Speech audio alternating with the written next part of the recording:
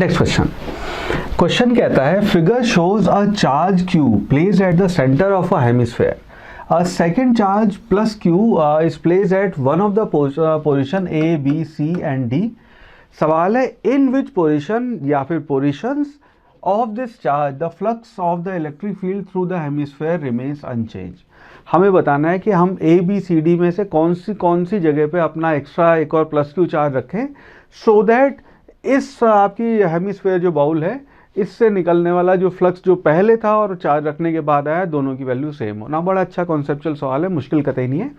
इसको ऐसे देखना कि अगर हम फ्लक्स को पहले डिफाइन करें तो ये आपका मान लीजिए हेमिस्फेयर है, यहाँ पे आपने क्यू ऐसे रखा हुआ है ना. फ्लक्स जो है जिसको हम लिखते हैं आपका flux that will be equal to जो फ्लक्स नेट है उसको आप ई डॉट डी ए और उसको Q inside divide by epsilon, ये सारी जो चीज़ें लिखते हैं दैट इज़ नथिंग बट आपका दैट इज़ मेजरमेंट ऑफ कि कितनी इलेक्ट्रिक फील्ड लाइंस आपके किसी एक सरफेस को क्रॉस कर रही है. नाउ एक सरफेस अपने आप में कंप्लीट नहीं है तो इसको टोटल फ्लक्स कैलकुलेट करने के लिए हम एक हाइपोथेटिकल सरफेस नीचे हेमिस्फेयर बना के इसको कंप्लीट करेंगे वगैरह वगैरह, बट इस सवाल में वो नहीं करना है. अगर हम यहाँ से फ्लक्स लाइन देखें तो ये आपकी फ्लक्स लाइन ऐसे जा रही है, ठीक है. ये आपकी इलेक्ट्रिक फील्ड लाइन यहाँ से ऐसे ट्रैवल कर रही है, तो ये आपकी इलेक्ट्रिक फील्ड लाइन ये हो गई, ठीक है. अब हम चाहते हैं कहीं और चार्ज रखें और ये जो अमाउंट आपकी फ्लक्स लाइन है इसमें ना बढ़ोतरी हो, ना ये बढ़े, ना ये कम हो. ना यहाँ पे अगर हम रखेंगे जैसे सी पे, डी पे, बी पे, ए पे, उस पर एक एक करके वैल्यू रख लेते हैं. सिमेट्री से आप इसको देख सकते हैं, जो सी पे इफेक्ट होगा लगभग वो इफेक्ट आपका ए पे हम अज्यूम कर सकते हैं. डी और बी लगभग सेम है, तो let's say we are starting with C. तो अगर मैं पहले ये अपना हेमिस्फेयर बनाऊं, ये आपका हेमिस्फेयर, यहाँ पे रखा आपका क्यू चार्ज और ये आपकी इलेक्ट्रिक फील्ड लाइन जो हमने बनाई थी येलो कलर में, ये ऑलरेडी एग्जिस्ट करती हैं. नाउ अब अगर हमने यहाँ पे सी पे चार्ज रखा है, उस चार्ज को ऐसे देखना कि यहाँ पे आपने सी पे चार्ज रखा है, इसकी जो फील्ड लाइन होगी अगेन इसकी फील्ड लाइन हर डायरेक्शन में ऐसे आपकी फील्ड लाइन ऐसे जा रही होंगी. We are not bothered about ये जो फील्ड लाइन बाकी दुनिया जहान में जा रही है, वी आर बॉदर्ड अबाउट जो फील्ड लाइन यहाँ आपकी सरफेस को क्रॉस करेंगी. We are talking about these field lines. Now इसमें नोटिस करना जो फील्ड लाइन इस तरह से आपकी यहाँ पे एंटर करेंगी उतनी ही फील्ड लाइन आपकी यहाँ पे एग्जिट करेंगी.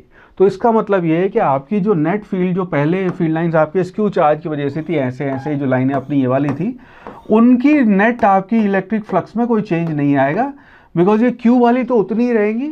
सी पॉइंट पे जो आपने रखा था अपना सी पॉइंट है, यहाँ से जितनी फील्ड लाइन इसके अंदर एंटर की उतनी ही बाहर एंटर की.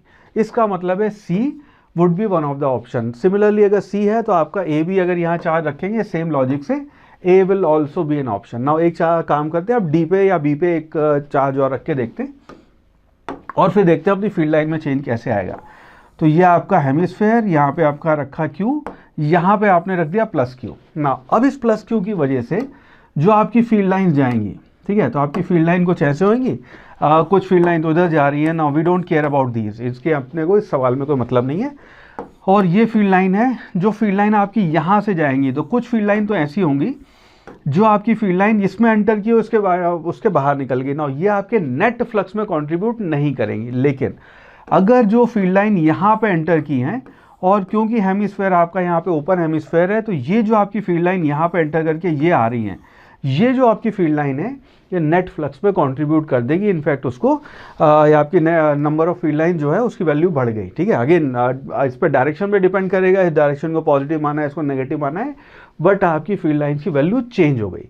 नाउ बेस्ड ऑन दिस हम कह सकते हैं कि डी की वजह से आपकी हम चाहते हैं अनचेंज हो, पर डी की वजह से चेंज आ जाएगा. Using the same logic B की वजह से भी आपका चेंज आ जाएगा. तो D and B should not be a place, वो जगह नहीं होनी चाहिए जहाँ आपको चार्ज रखें अगर आपको फ्लक्स में चेंज नहीं करना है. तो that means A and C should be a right answer. So based on this हम कह सकते हैं ऑप्शन 1 जो है A and C that would be the correct choice.